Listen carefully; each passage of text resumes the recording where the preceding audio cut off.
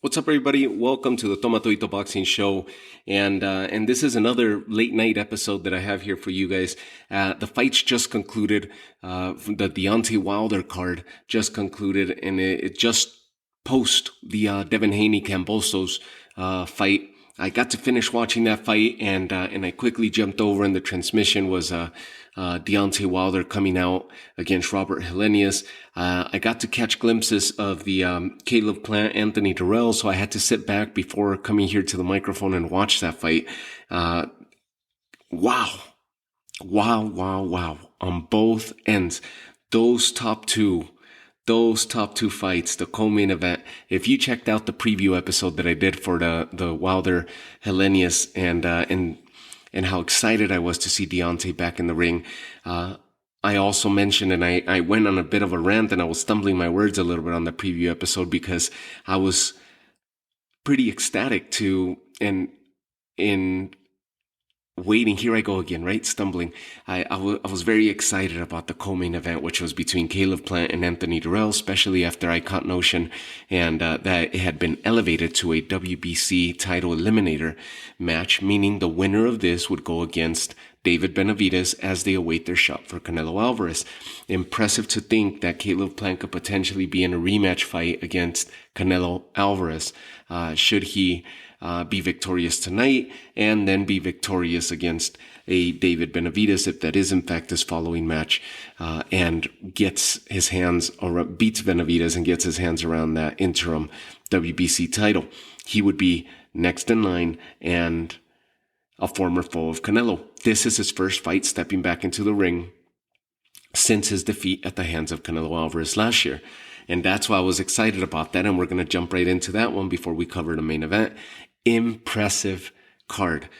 Caleb Plant, fluid as always, very good hands, very quick hands, very good delivery. And Anthony Dirrell himself did not look bad at all. Yes, he is the older fighter. I mentioned on the preview episode, he's 38 years old. He's been around for quite a while. His opponents on his resume of names that you'll recognize, those are names of yesteryear. Most of those opponents have retired and have moved on to greener pastures. Years ago, they retired. But he's taken such long layoffs due to injuries and just because of inactivity, taken such long layoffs. So yes, by age, he's older, but also by resume, he's taken some damage throughout his career as well. Hence the long layoffs and the long recoveries. Nonetheless, Anthony Dirrell looked good. He looked good. He was fast. He was trying to counter, a little bit flat-footed at times, as he tried to make Caleb Plant fight him in the center of the ring and try to engage with Caleb in the center of the ring and make it more of a dogfight, but was unable to. However, his hand speed is really, really fast still for Anthony Dirrell, and that goes to the credit of Caleb Plant because Caleb Plant was in and out, and how fast he was able to not just get out of the way of the oncoming damage by Dirrell, but how fast he was able to counter and respond to Anthony Dirrell. And that's exactly how the fight ended. Caleb Plant ends up catching Dirrell with a mean left body shot, to which brought Dirrell's guard down, and Caleb followed that body shot with a left hook that landed right on the button and knocked out Anthony Dirrell in the 9th round. Nasty knockout, impressive knockout for Caleb Plant, impressive comeback performance for him. And it's sad to see that Anthony Dirrell got knocked out. Who knows? I just mentioned it right now about his age and about his resume. He is definitely on the back end of his career, even though he's still looking really good. But he's leaving a lot of openings, and he's not the same Anthony Dirrell of yesteryear, or maybe competition is just a little bit better right now than when he was in his prime. Nonetheless, Anthony Dirrell And I say that competition is a little bit better right now because it's changed, right? His competition from when he was starting along with his brother, Andre, when they were starting, they were the fast fighters, the fast hands, the speedy footwork, the more elusive type fighters against heavier handed, more flat footed, come forward style fighters in the super middleweight division and the middleweight divisions back then. So, that's what I'm talking about as far as Anthony Dirrell right now. That now you got more elusive fighters, more fluid fighters in that division, and hence what took place here with Caleb Plant. Both of them were going to have fast hands. The advantage was pretty null right there, pretty even for both fighters as far as speed, footwork. Pretty similar as well. It was going to be a matter of this being a chess match and who was going to be able to get in, get out of the way, and be able to land effectively or counter the other effectively. And this is exactly what took place. Caleb Plant ends up bringing Dirrell's guard down with that nasty body shot and then followed it up with that left hook to the button. And it landed right on the cheekbone, it shared the jawline with the cheekbone on the right side of Dirrell's face and just drilled him. I hate to say that, but he just dropped lifeless. He just crumbled. And then, of course, Caleb Plant in a celebratory fashion, of course, full of adrenaline, and he stared at Dirrell as he was on the ground, and then he started doing that shoveling motion over and over as the referee tried to get him to stop doing that. But he was basically doing the shoveling motion kind of as a throwback to obviously that he's burying his opponent, right? That he just put him in the ground. But it's something that Tito Ortiz made famous and made popular some 20 years ago, when he was in his heyday in the UFC, that he would bury his opponents, dig and bury. So congratulations, Caleb Plant. What a comeback. And then we go to the main event and between Deontay Wilder and Robert Helenius. And as they step in, you start getting those jitters of, dang, how is Wilder going to respond? How's he going to look tonight? And you could tell that he was a little bit rusty. Robert Helenius came out of the fight, came out answering the bell in similar fashion as he's accustomed to doing, flat-footed and inching forward towards his opponent. And he was landing some heavy leather, even though it wasn't landing clean. It was landing on the shoulder of Deontay. He did land some body shots there. They were landing on the arm, on the bicep, on the forearm. But he was landing some heavy leather. So he was basically just touching up Deontay Wilder. He got a couple body shots where he caught Deontay Wilder against the ropes. Deontay definitely looked rusty. His footwork wasn't under him. His legs weren't under him. Very wide-footed throughout several times in that first round. But he possesses the power. And I said it on the preview episode. You could put money against his boxing skill. You could put money against his defense. You could put money against his footwork. You could put money against whatever you want. But the one thing that you cannot bet against when you're talking about Deontay Wilder, you cannot put money. You'd be a moron if you put money against his punching power. And this is exactly what took place today. Robert Helenius started pressuring Deontay Wilder against the corner, comes forward, lunges forward, gloves down because he's punching. And as he's landing these punches, they're partially landing on Deontay Wilder. Deontay Wilder with a high guard leaning against those ropes and ends up sending a pitter-patter rabbit-style punch to the nose and left side cheek shared by the bridge of the nose, and the left cheek lands a rabbit-style Calzaghe-style pitter-patter punch. It didn't look like he definitely didn't. You could go back and look at that. He barely had any leverage on that. It's not like he winded this punch. It was from a bent elbow position forward. And he knocked Robert Helenius out cold, stiff. Impressive power if he's able to deliver with that much force at that awkward of an angle. No wonder he's been dropping people. his entire career when he's able to fully extend and send that machine gun of a hand into and drilling it into his opponent's heads, breaking guards. No wonder he was able to put Tyson Fury down. King Kong. And you would just be in awe as to how nasty these fighters would fall and crumble after getting drilled by Deontay Wilder. Now you got this punch that wasn't a fully extended punch. It was from a bent elbow position forward and landed on the nose and the left side cheek of Robert Helenius and knocked him out cold. His eyes wide open, almost rolling to the top of his head, to the back of his head, but his arms and his body stiff. And it took him a while for the doctors and the staff to be able to wake Robert Helenius up and get him mobile.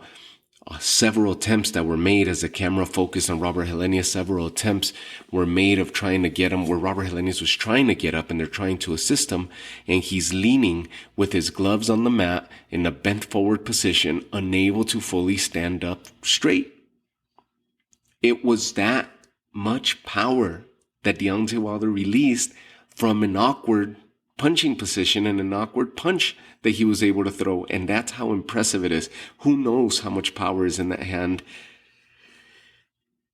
Because the force that he's able to release, even in that awkward of a position, it's just mind-blowing to me. And I can't even put it into words. And I'm stumbling, especially both in the preview episode of this, of Deontay Wilder, and then the Caleb Plant co-main, and here in the recap episode. And I'm still stumbling because I'm in awe as to both of these fights that took place at the top of the card. But I'm in awe of Deontay Wilder's power and how he's able to hit someone that hard. A body that was 40 pounds heavier than him at yesterday's weigh-in. He came in lighter than he's come in for the past few 3-4 years. He should be fighting at that bridgerweight division that they created, because that's supposed to go all the way up to 220, right? He's technically a bridgerweight according to the WBC, WBC's new division, solely created division. And he's drilling these bigger bodies, taller bodies. This is a 6'6", 253-pound man who possibly rehydrated a little bit higher or walked around at 253 today if he even had to worry about a weight cut or so. Who knows? But holy crap, man. What a punch. The power of Deontay Wilder is real. He's back on the win column with another knockout to his credit. And the return of the Bronze Bomber has been witnessed by thousands and thousands and thousands of people today, including yours truly. I'll leave you guys with that. What an impressive knockout, or knockouts by both Caleb Plant and by the Bronze Bomber, Deontay Wilder. I'm glad to see him back in the ring. And now, who do we have to look forward to? For Caleb Plant, it looks like he's lined up for David Benavidez. Don't give him any other fight. Let's get him straight into David Benavidez. Those guys have bad blood already, especially Caleb Plant and Jose Benavidez, a younger brother, or the older brother of David Benavidez. But these guys are in the same division, Caleb Plant, David Benavidez, and now the stakes are higher because he could shoot after the WBC interim title and get back into a shot, should he be victorious against Benavidez, get back into a shot at Canelo for the supremacy at 168. So the stakes have never been higher and have never looked better for Caleb Plant. Just one fight removed from when he relinquished his IBF title. And for Deontay Wilder, Joyce and Joseph Parker just had an impressive fight amongst the two. Joyce stopped Joseph Parker with that power. Andy Ruiz beat King Kong in what was a close, tight decision victory that he had over Luis Ortiz, which I feel that if he wouldn't have dropped Ortiz was actually ahead in the cards, in my opinion, and he would have won by decision if he hadn't been dropped twice by Andy Ruiz. PBC fight, Andy Ruiz and Deontay Wilder, that should be an easy one to make. Easier than if he's going to go fight Joe Joyce. Anthony Joshua, Tyson Fury, that fight fell through. It looks like Tyson Fury is going to be fighting Derek Chisora for a third time. Why? Why would Tyson Fury take a step back? He should just be fighting either Joshua or Usyk. And that's it. Why would you take a step back against fighters who are trying to climb up the ladder or trying to stay relevant? Especially a third fight against Chisora, which neither one of the first two fights were any good. Speaking from a fan's perspective.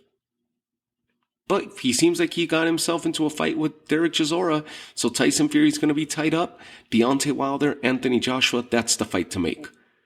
At Wembley Stadium would be amazing, or stateside here in Vegas, or even at the Barclays. That would be amazing. MSG, why not? Bring Joshua to MSG. That would be huge. Deontay Wilder, Andy Ruiz, that would be huge. Deontay Wilder and Joe Joyce, they're in different positions in their careers right now. Nonetheless, Joe Joyce is 37 years old. This would be a huge opportunity for Joe Joyce, and it would be a huge statement if Deontay Wilder drills Joe Joyce and stops him in his tracks as he's ready to take on the very best at the heavyweight that the heavyweights have to offer. He's chasing after Usyk. Deontay Wilder wants Usyk, but if he needs to get his footing back under him, then get in there with Anthony Joshua. Perfect position right now. Get in there with Andy Ruiz. Andy Ruiz is right there knocking on the door of title contention again. And Joe Joyce is right there knocking on the door of title contention as well. He's a WBO interim at heavyweight.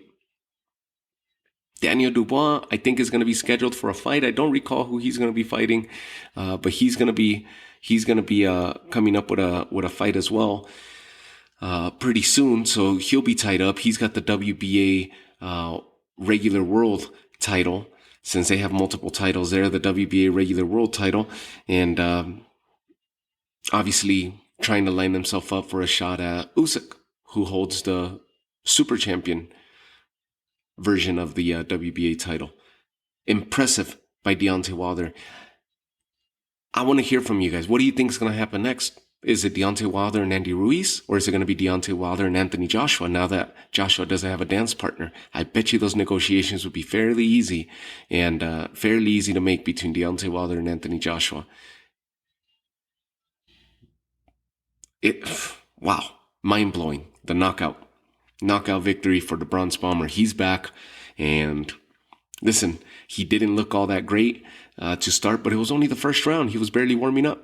I saw him a little hesitant, and obviously I already mentioned this, but how do you bet against that power? You can't. And if you think you could, and that was a thing of yesteryear, you're an absolute moron, because he just did it again, and he just put this guy out cold, stiff. My credit to Robert Helenius, who was a former sparring partner and helped Deontay Wilder in preparation to the Tyson Fury fights and knew Deontay Wilder fairly well. My hat's off to him, because he was valiant enough to step in there knowing how much power Deontay Wilder possesses, and managed to go in there and they said it. Somebody, I think Deontay's the one that said it in the lead up to the fight. Someone's going to get knocked out, either me or him, but someone's going to get knocked out tonight, because both of them were knockout type. Possess knockout type power, especially Deontay Wilder, and he proved that once again. Best knockout ratio in the heavyweight division, in my opinion. Best knockout ratio. There's several more, but best knockout ratio in my opinion. Definitely Deontay Wilder. Joe Joyce is the other one. All right, ladies, gents, I leave you guys and gals with this late night episode. What a great night of boxing, and I'll see you guys here in the next coming days with some more episodes.